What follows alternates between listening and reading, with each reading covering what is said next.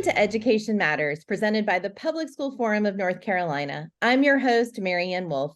It's back to school season, and today we are honored to be joined by the 2023 North Carolina Teacher, Principal, and Superintendent of the Year. We'll hear from them about their roles as educators, as well as some of the ways each are striving to positively impact students across North Carolina. We are pleased to be joined by Kimberly Jones from Chapel Hill High School and Chapel Hill Carborough City Schools, who's the Borough's Welcome Fund North Carolina Teacher of the Year.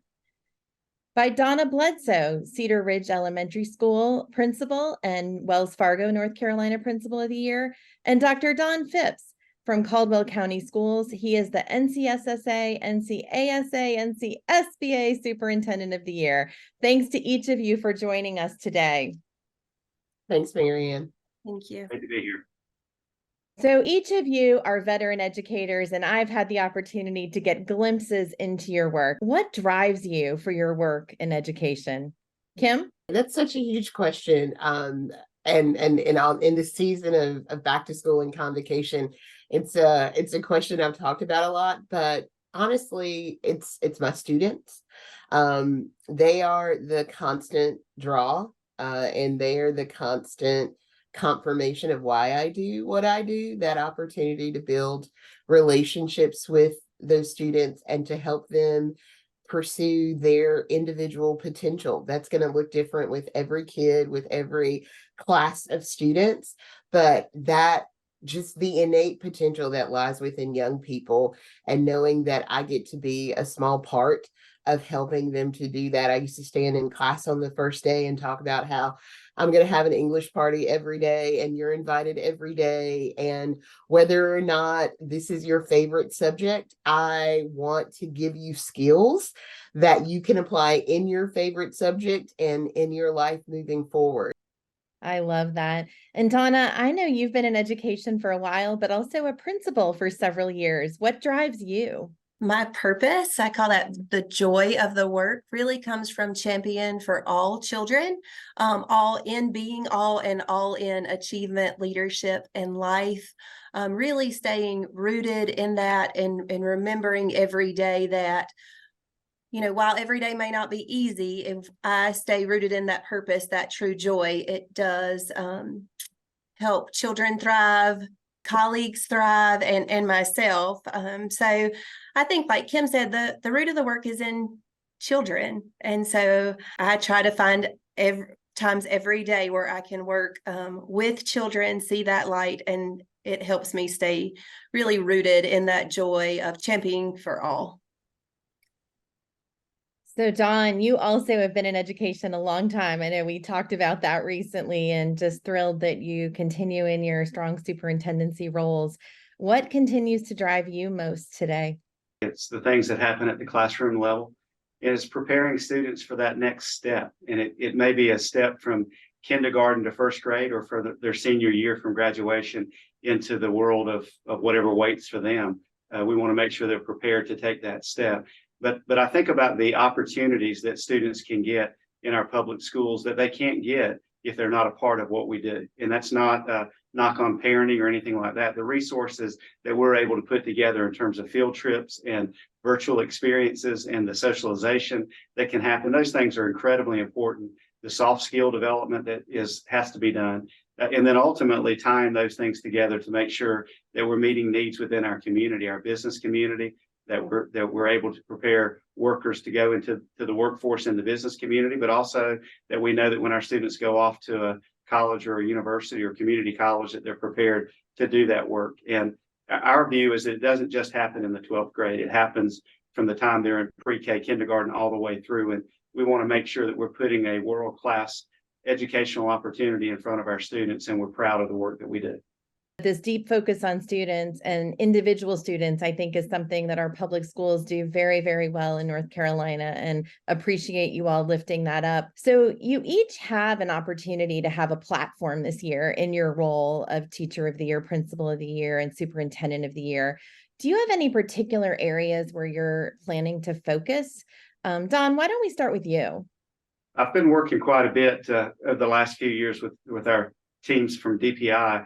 And I would say the accountability and the assessment models and the reform that's going on. And tied to that is also the state report card for schools, and making sure that we're doing a better job of allowing our students to be represented by what they do, and teachers for that matter, across the school year, rather than a test given on a single day being the marker of quality. Because those of us that are in schools every day know that there are great things that are happening, and many times they're not captured on the accountability model or on the report card page. And we want to be able to represent that. Also, having a school psychology background, the mental health piece was important to me prior to COVID. And I think coming out of COVID and looking at where we are now, it has just gotten to a place where it's more magnified than it ever has been.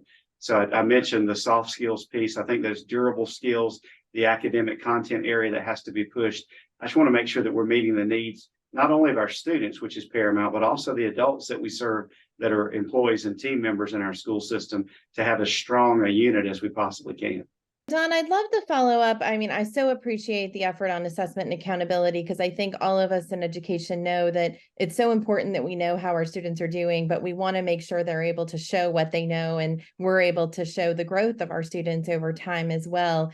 But also, this issue of mental health is one that the Public School Forum lifted up as a top issue this year as well, and also connected to school safety. And I wonder if you've seen some interventions that are particularly effective, knowing that there were already issues before COVID, but COVID has certainly exacerbated those too. Yeah, we've done a lot of things in the area of anxiety and depression. Those seem to be the two biggest issues for at least for our adult folks that are seeking help. We put in some employee assistance programming work that provides counseling sessions to our staff members to allow them to do that. We've also connected with a lot of community resources for families and students. And there's been a stigma of going out to try to obtain mental health help in terms of being a weakness for individuals. And we're trying to encourage folks to do that and do it just like you would if you're going to get any other type of help for a medical health reason. And then providing the support for those individuals, trying to understand what triggers are for folks, trying to understand the stressors that are in life, and really helping folks understand that whoever you come in contact with, they're probably dealing with stuff. And we just never know what all that stuff is. So to extend grace as much as possible, to be tolerant as much as possible, and to work with individuals and give them the dignity and respect they deserve. If we start from there, we're going to be in a better place. Kim, I'd love to hear more about your platform and what you're planning to focus on. I think to Don's point, right now, schools are being asked to be a lot of things to a lot of people. And it's one of the strengths of public education that we do our best to be as much as we can to all of our stakeholders, to students, to parents.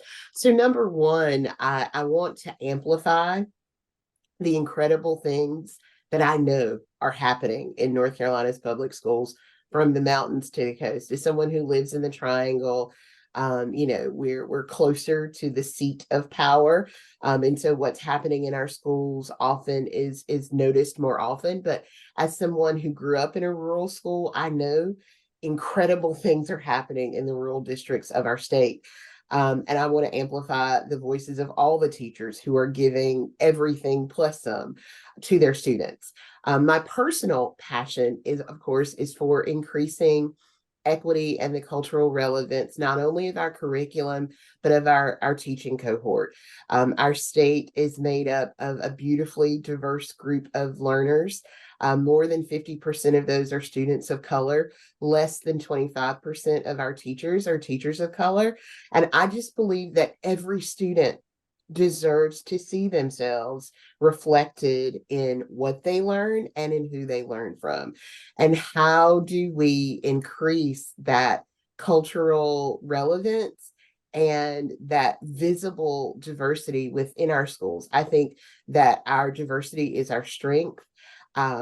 Teaching in Chapel Hill has been one of the greatest joys and blessings of my life, to get to teach and work alongside people from various backgrounds, to teach students from different faiths, from different socioeconomic groups. And it has empowered my students to be stronger leaders, more culturally adept and aware, young people going into the world to find collective solutions for collective problems. I think we're made stronger by diversity and perspective. And I just think it's critical that our kids are presented with that, not only in what they learn, but who they learn from. So those are my two huge focuses this year, to amplify my incredible colleagues and the wonderful things they are doing across our state to meet our students where they are, to grow them, to close those gaps, but also to advocate for an increase in our diversity in how we teach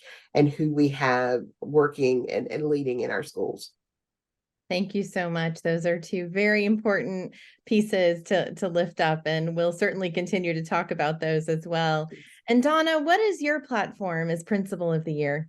My role is to advocate for public education and all that we are offering to families, and make sure that we are really spreading that message of the choice and that we offer to students, and things that maybe we're not doing enough to advocate on our behalf for, so that we're educating across North Carolina that public school is the best choice. I believe that in my heart. On a personal level, outside of the advocacy, of course, for public education and for the role of administrator and school leaders, I think sometimes people think, oh, I don't want to do your job, but it is so rewarding and amazing. And I think as school leaders and principals, we need to tell that story more too, of the joy that comes in with our job. Personally, early literacy is a passion of mine, helping all students learn to read, but not only learn to read, learn the enjoyment of reading, and helping our teachers really work towards that too, so that we are, yes, reading with a purpose, but also reading to create lifelong learners. So I am wholeheartedly behind the early literacy initiatives of letters, professional development. I see the great work that is being done throughout the state and here within our building with those literacy practices, and what the future may hold or will hold as those go into effect. So I want to keep advocating that. Dawn is correct. The graduation rate doesn't just happen in 12th grade, that it's the work foundationally that we start doing pre-K and pre-K through 5 to move beyond as well. So for me, those are big points, but also helping students and staff know that they are leaders, that they lead from all positions. And part of leadership does work in those SEL tactics of being self-aware, self-regulatory, being resilient. So for me, it's really working with all school leaders to help build a school culture of building leaders, so that we can create learners who are self-aware and able to work collaboratively for those soft skills. One of the things that's been top of mind for me for a while now, but particularly in the last year or two, is about shortages in teachers, but also the turnover of principals and superintendents. I'm just curious, if you could implement policy or practice changes, if you could do something to address these issues, what else would you want to see our state do in order to address those issues? I believe that the principalship should have similar pipelines to beginning principals that we do for beginning teachers, requiring mentors, requiring training, so that principals aren't just handed keys in a school. And I'm blessed to work in a district where that doesn't occur, and we do have mentors and great onboarding to continue. But I think across the state, I'm not sure that system, that program is there. So I think that would be a great policy change, just to ensure that all principals have the capacity, or having the capacity built to continue in the role, so that they do continue. I think a lot of the turnover happens prior to year 3, and I think that it would hinder that from happening if principals felt more supported in their role throughout the state. I have to, in good conscience, sort of hit the number one thing. I think teachers have to be compensated for the professional experts that they are. There has to be competitive, respectful compensation for the talents that they bring to the classroom. I teach in a high achieving school district with incredibly bright young people. And every day I see kids who would make incredible educators. And they say, Miss Jones, I want to be able to afford to live where I live now. And the sad truth is, for many educators, that is not a reality. We literally cannot live in the communities we serve. And so I think we have to have honest, thoughtful, meaningful conversations about compensation. And in addition to Donna's point on a sort of pedagogical side, I think we have to, and I think at the state we're making efforts to do so, there have to be avenues for professional advancement that do not require us to leave the classroom.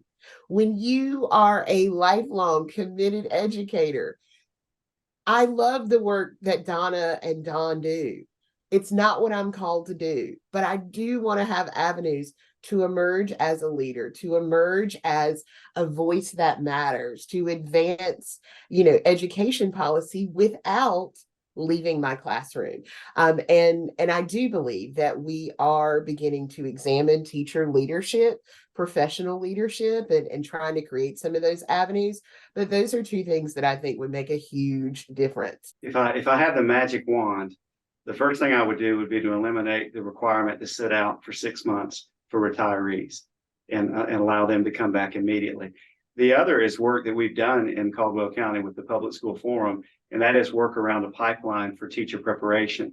And our focus area is and will continue to be not only on our classified employees, teacher assistants, could be cafeteria workers, bus drivers, try to look at removing as many barriers as we can for them if they want to pursue a degree to become a teacher, starting out with work with our local community college here, who's a wonderful partner. And then ultimately for us, it's been Appalachian State University, and to try to eliminate the barriers of tuition costs, the problems that they have working and going to school at the same time. So flexible schedules. And then we've got to focus on we've got a teacher cadet program where the focus is on our students. And we've got to make the profession more attractive. I mean, what is it right now that would lure an individual to look at the profession of being a teacher as opposed to other things that they could potentially do? And I hope that teacher is on the short list of things that individuals want. So, that, we've heard that, we've got to be our own best cheerleaders, and we've got to do a great job of trying to be advocates for the profession. But I think going out and looking at those sources of individuals to try to build from within as much as we can, and then continue to have reliance on our colleges and universities as we work through student teaching and we have those placements. And then ultimately, I think at the administrative level is as much hands-on mentoring, as you heard Donna say, to provide that type of help for folks, not just in the first year, the first couple of years, just like we support our beginning teachers through their first 3 years. I think our administrators need help that goes beyond the first year as well. As we wrap up today, I just want to ask each of you, what do you want people to know about public schools across North Carolina, but also your public school or schools? Well, my hope resides in the fact that our kids are wonderful. Our teachers are wonderful. We're a part of the community, and I think it's the best value of the highest quality that you can possibly get. I will acknowledge that we've not done the best job in public schools of tooting our own horn for a variety of reasons, but you'll see a lot more of this public information piece pushed out with a lot more of the advertisement side. But we want the communities to know that we exist and we're a great option in where there are many choices available. We want to be the choice that folks make for all the right reasons. I want them to know at large, to Donna and Don's point, that our public schools are the greatest investment we can make in our collective future. It is a transformational institution. It changes lives. It changes futures. It breaks generational cycles. I still believe that through education, the past doesn't have to be our prologue. I believe every day in public schools, kids are being educated and empowered to build principled, productive futures and to solve global problems.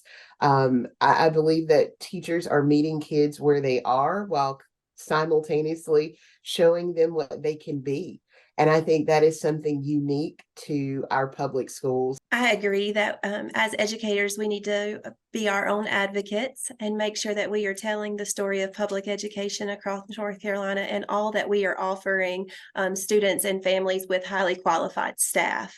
I think that begins with staff in their own district knowing what is offered, that sometimes even our own staff doesn't in elementary school may not know what all is offered in high schools now. And so making sure that we are really spreading our message pre-K-12 of that advocacy across the state and within your own district.